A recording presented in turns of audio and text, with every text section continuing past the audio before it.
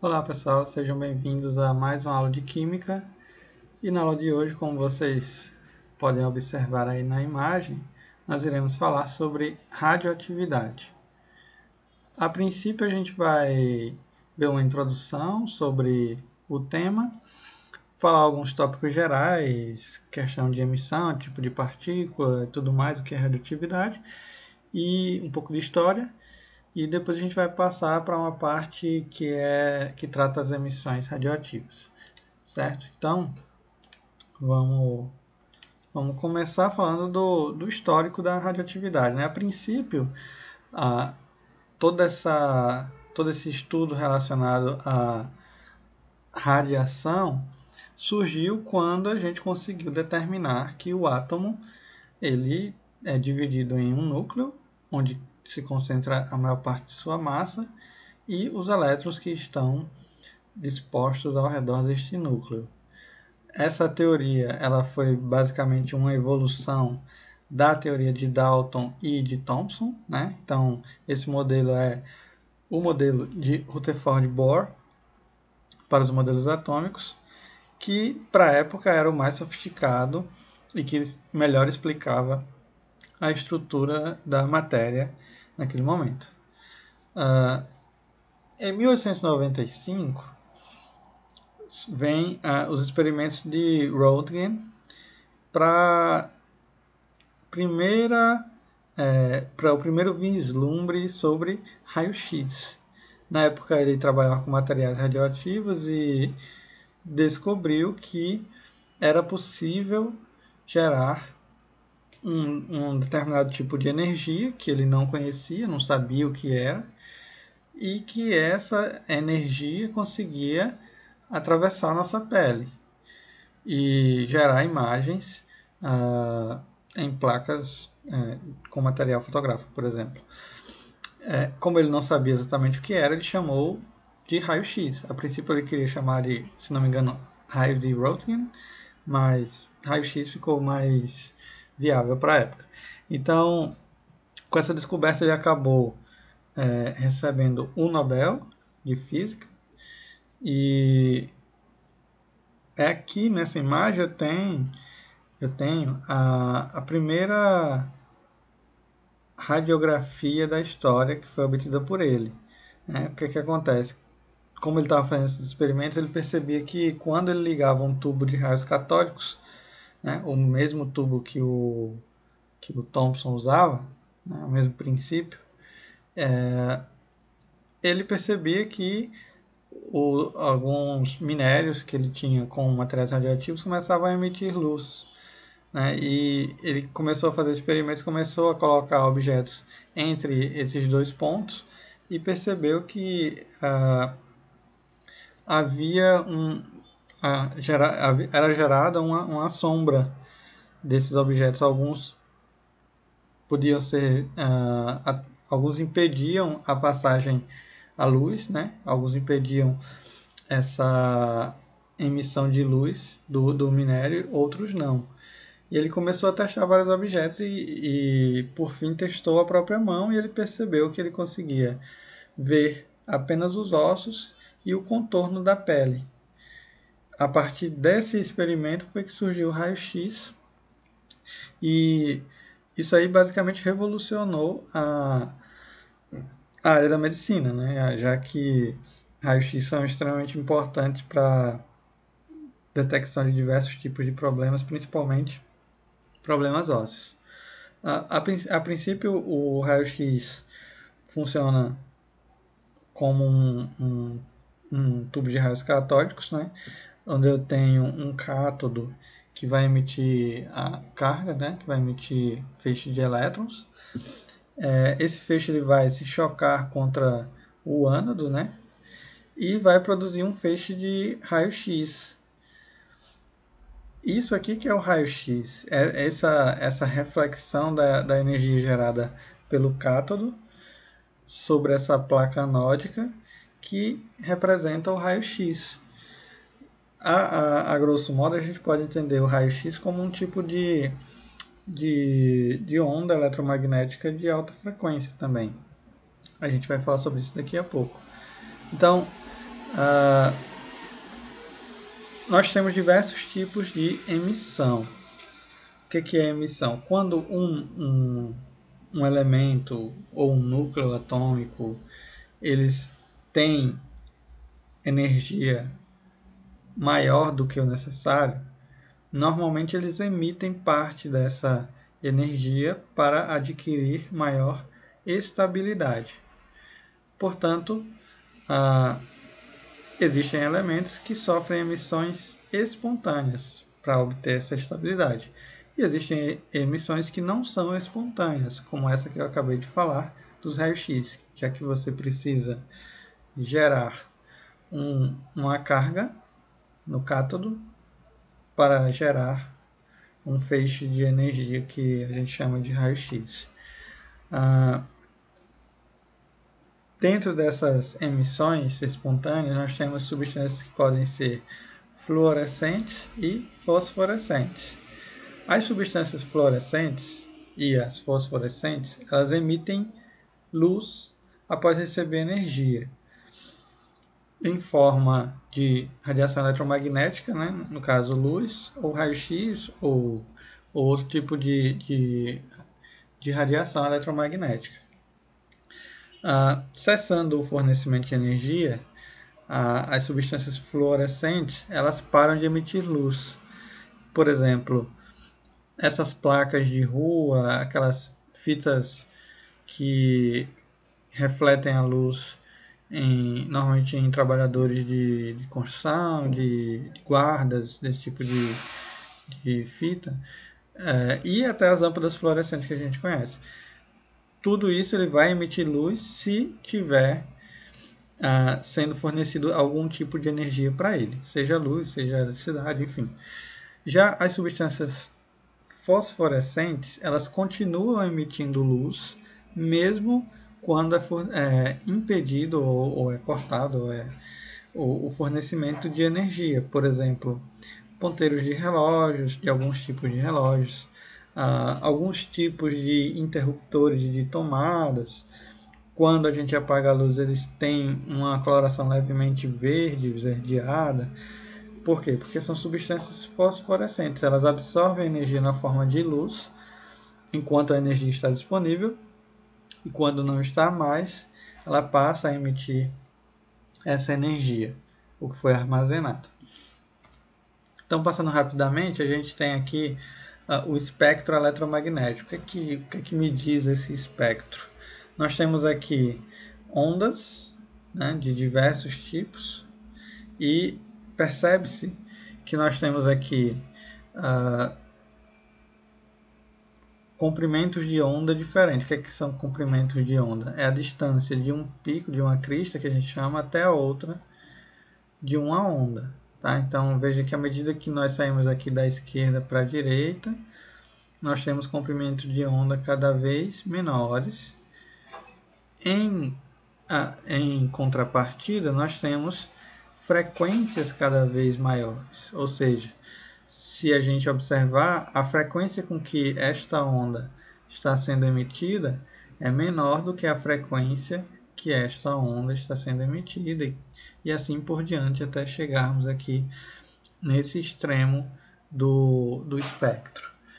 E o que isso quer dizer?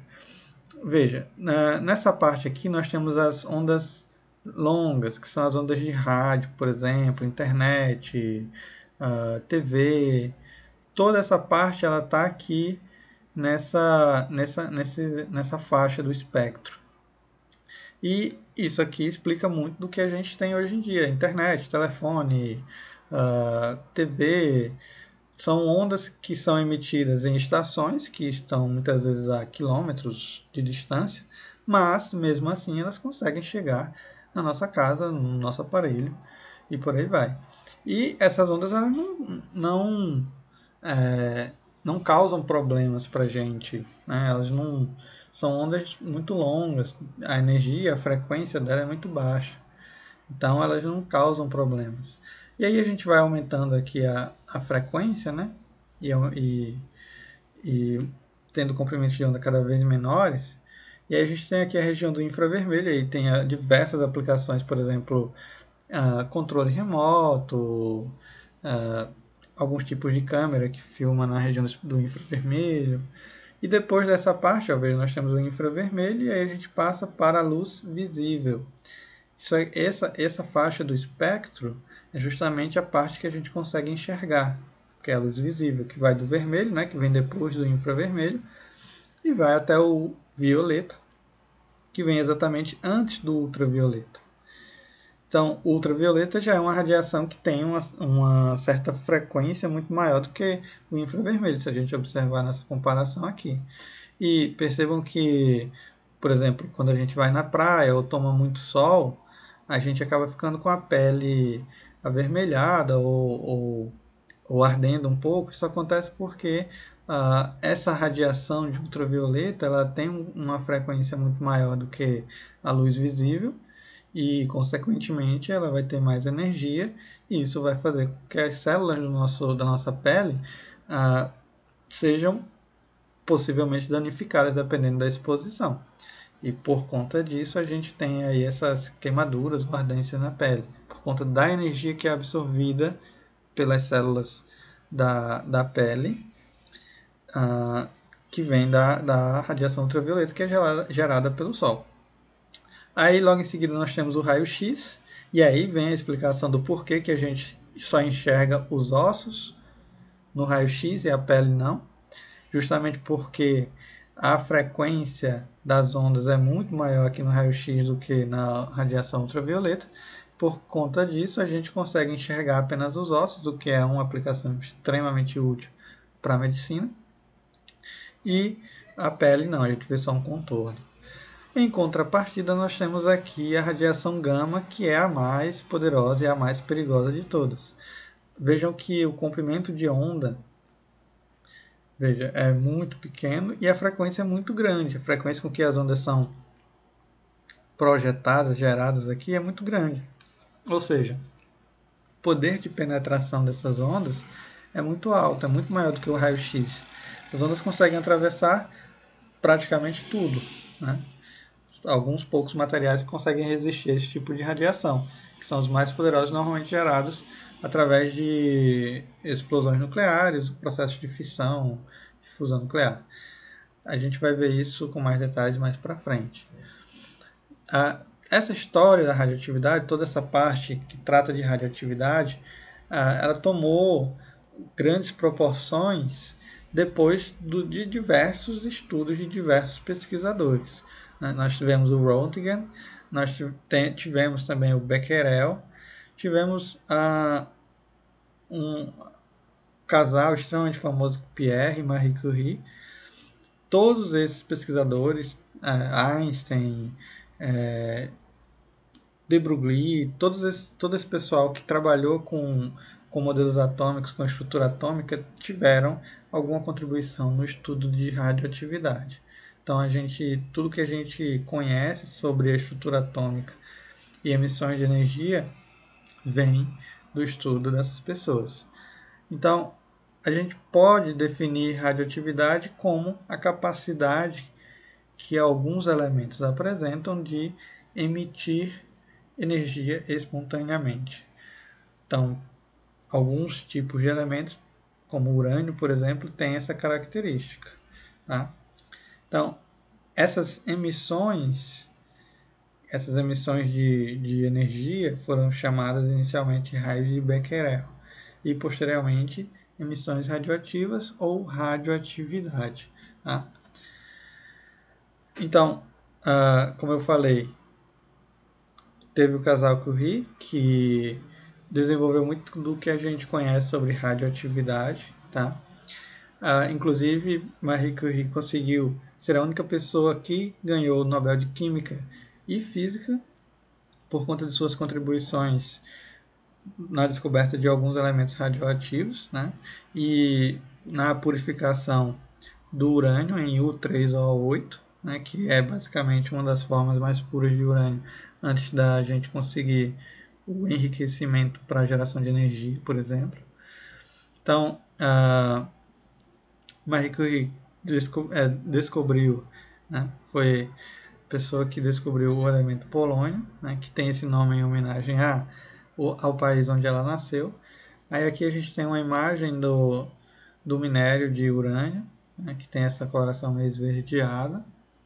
E aí a gente passa dessa introdução e vamos rapidamente para emissões nucleares naturais. As emissões, como eu falei para vocês, é uma característica que os átomos têm de emitir partícula ou energia ou radiação eletromagnética para diminuir a instabilidade e, consequentemente, aumentar a estabilidade. Existe a possibilidade de, após essa emissão, o átomo que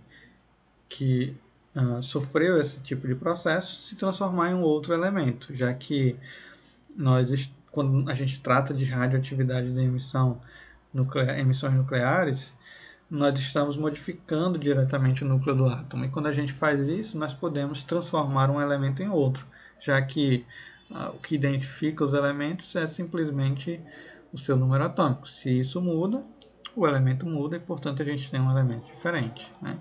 Dessa forma, a gente pode lembrar aí que a representação dos elementos é feita dessa forma, né? Símbolo do elemento, número atômico, número de massa. E aí a gente tem os diversos tipos de emissões radioativas. Nós temos emissão alfa, emissão beta e emissão gama. Essa parte aqui eu estou passando mais rápido para a gente chegar onde realmente interessa, que é a parte de emissões e a parte de cálculo de meia-vida. Tá? Então, só para demonstrar o poder de penetração dos tipos de emissões radioativas, as partículas alfa elas são semelhantes a átomos de hélio, então elas são relativamente mais pesadas e, portanto, não têm tanta velocidade. Podem ser paradas por uma folha de papel ou simplesmente pela camada mais superior da nossa pele. Já a radiação gama, ela tem um poder de penetração muito maior, ela consegue atravessar pessoas. A radiação beta, desculpa, tem um poder de penetração muito maior, consegue atravessar papel, roupas, a pele, e ela tem a velocidade quase igual à velocidade da luz. A radiação alfa não, ela tem uma velocidade relativamente muito mais lenta, provavelmente muito próximo de 5% da velocidade da luz. Já a radiação gama não representa partículas, é simplesmente uma onda eletromagnética, consegue atravessar quase tudo, né? Ela é barrada por parede de chumbo e concreto. Então veja no exemplo, as partículas alfa podem ser barradas por uma folha de papel, as partículas beta podem ser barradas por uma placa metálica, e a radiação gama só consegue ser parada por uma placa metálica de chumbo com concreto. Então aí a partir dessa ideia a gente tem como que essas radiações são poderosas. Tá? Aí nesse quadro a gente tem basicamente isso que eu falei, tipo de partícula, a velocidade, né, as características de velocidade. Veja, a radiação alfa tem cerca de 5% da velocidade da luz, a beta chega a 95% e a gama já é a velocidade da luz. E aqui a gente tem as características de cada uma delas. Né? Uma partícula alfa é semelhante a um átomo de hélio, a partícula beta é semelhante a um elétron, só que seria um elétron que sai do núcleo, né? Uma partícula que sai do núcleo. E a radiação gama é simplesmente radiação eletromagnética. Aqui a gente tem um esquema de um contador Geiger-Miller, que é usado para detecção de radiação. Ele basicamente consiste em um tubo metálico com um fio dentro, com argônio normalmente, parcialmente evacuado, uma janela de vidro ou pode ser algum tipo de plástico, ligado a um dispositivo elétrico, e aí quando as partículas radioativas entram aqui no tubo, elas, como por exemplo partículas alfa ou beta, elas fazem com que essas partículas que estão aqui dentro, né, os átomos de argônio, eles se ionizem. Quando esses átomos são ionizados, eles vão ser direcionados ou para o fio ou para as paredes do tubo, porque eles vão adquirir carga e o fio e a parede estão eletrizados, né? Estão conectados ao circuito. Fazendo isso, você vai ter sinais elétricos, né, aqui no dispositivo que vão mostrar a presença de radiação. Quanto maior os sinais, mais radiação tem no ambiente, né? E inclusive ele faz também um barulho que é referente a justamente essa descarga, essa trepidação do gás se descarregando nas paredes ou no fio. Aí aqui fala um pouco mais sobre o contador Geiger, né, um esquema de como os tipos de radiação podem ser separados aqui, ó, como eles são diferentes em tipo de carga e massa. Por exemplo, aqui, se eu tiver um material radioativo em uma caixa de chumbo e tiver um separador aqui e em seguida placas eletrizadas, eu vou fazer com que essas partículas se separem. Por exemplo, aqui, se essa placa é negativa, as partículas alfa elas vão tender a ir nessa direção porque as partículas alfa são positivas. E se essa placa aqui é positiva, as partículas beta elas vão na direção dela. E, como vocês podem notar, a radiação gama ela não é afetada de forma alguma, porque ela não tem massa e não tem carga. Né? Então aqui a gente tem um breve relato sobre as características de cada tipo de partícula, né? Radiação alfa, basicamente são 2 prótons e 2 nêutrons, é semelhante a um átomo de hélio.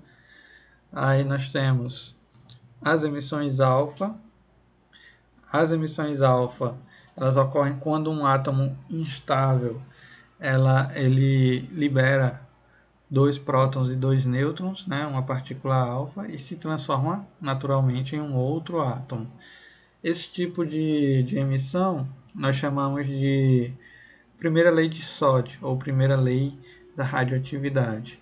Quando um núcleo emite uma partícula alfa, seu número atômico ele diminui em 2 unidades no número atômico e a sua massa diminui em 4 unidades. Então veja que aqui o átomo pi, que é o urânio 235, número atômico 92, se ele emite uma partícula alfa, naturalmente ele vai se transformar no tório 231. Tá? Tem número atômico 90 e massa 231. Percebam que essa emissão radioativa transformou o átomo de urânio em um átomo diferente. Certo? Então, essa primeira lei de Soddy se baseia nesses fatos da emissão de partícula alfa. Tá? Então a gente tem, deixa eu colocar aqui, a gente tem basicamente, de forma sistemática, um átomo qualquer que emite partícula alfa, ele vai se transformar em um átomo Y, né? O átomo X está aqui, ele se transforma em um átomo Y, onde a massa dele será 4 unidades menores que o X e o número atômico 2 unidades menores que o X. Tá? Aí aqui basicamente o mesmo exemplo do slide anterior para demonstrar esse esquema aqui. Tá? O átomo X seria o urânio, a partícula alfa, e o átomo Y seria o tório. Então veja que o átomo pi aqui, ele emite uma partícula alfa, gera esse átomo novo com massa e número atômico menor. Né? E aí basta a gente subtrair 4 unidades de massa e 2 unidades de número atômico. A segunda lei de Soddy, que também é chamada lei de Soddy, Fajans e Russell, ela trata de emissões beta. Aí é um pouco diferente. Por quê? Veja só. Quando a gente emite uma partícula beta, o que acontece é a soma de uma unidade do número atômico. A massa não vai mudar, não vai ser alterada. Só o número atômico é que vai ser alterado em uma unidade. Tá? Então, veja, se eu tiver aqui, por exemplo, o átomo de césio 137, que tem número atômico 55, se ele sofre emissão beta, ele vai se transformar no átomo de bário 137, de número atômico 56. Então, sempre que a gente tem emissões beta, você vai aumentar o número atômico em uma unidade. Sempre que a gente tiver emissão alfa, a gente vai diminuir o número atômico em 2 unidades, diminuir a massa em 4 unidades. Tá?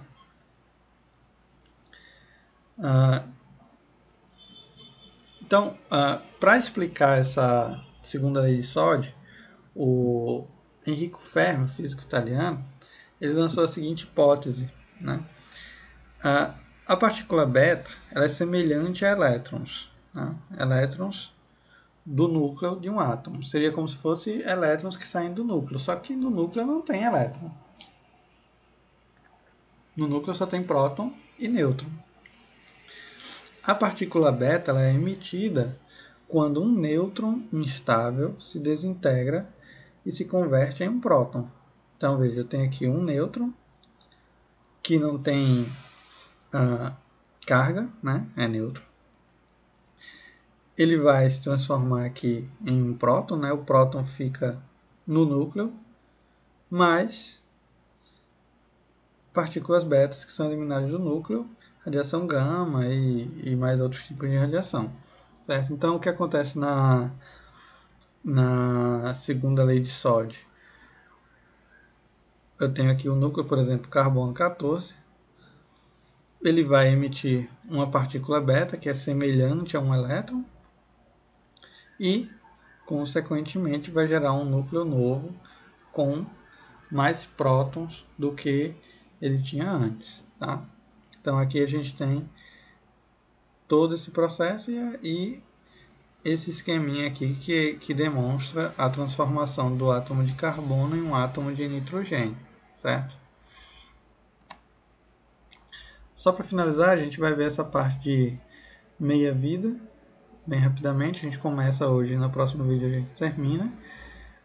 A meia-vida de um elemento, de um material, de qualquer coisa, representa basicamente o período de semidesintegração, ou seja, é o tempo necessário para que metade dos núcleos radioativos desapareça, se desintegre. Ou seja, é o tempo que uma amostra M0 passa a metade, ou seja, M0 sobre 2. Então, esse é o tempo de meia-vida. Cada tempo de meia-vida está associado a um período de meia-vida. Né? Período de meia-vida. Então, por exemplo, aqui de M passou para M sobre 2, de M sobre 2 passou para M sobre 4, sobre 8, por aí vai, sucessivamente a cada metade. Tá? Aqui, por exemplo, eu tenho uma massa de fósforo 32, e vejam que essa massa ela vai perdendo metade a cada meia-vida, ou seja, a cada 14 dias. Então, ó, 14 dias, passou uma meia-vida, metade do fósforo se transformou em enxofre. Passou, aqui cortou 1, mas eram 16 gramas. Então, ó, passou 16 para 8, depois de 8 para 4, ou seja, metade do que ainda tinha foi transformado, depois de 4 para 2, metade do que tinha foi transformado. Isso basicamente representa a meia-vida. Tá? A gente para com esse vídeo por aqui para não ficar muito longo. Na próxima aula a gente fala mais sobre essa questão de meia-vida, sobre um pouco mais sobre as questões de radioatividade que eu passei um pouco rápido. E eu mostro alguns exemplos de como calcular a meia-vida de alguns elementos, substâncias, enfim. A gente vai ver isso na próxima aula, ok? Então, por hoje, a gente para aqui.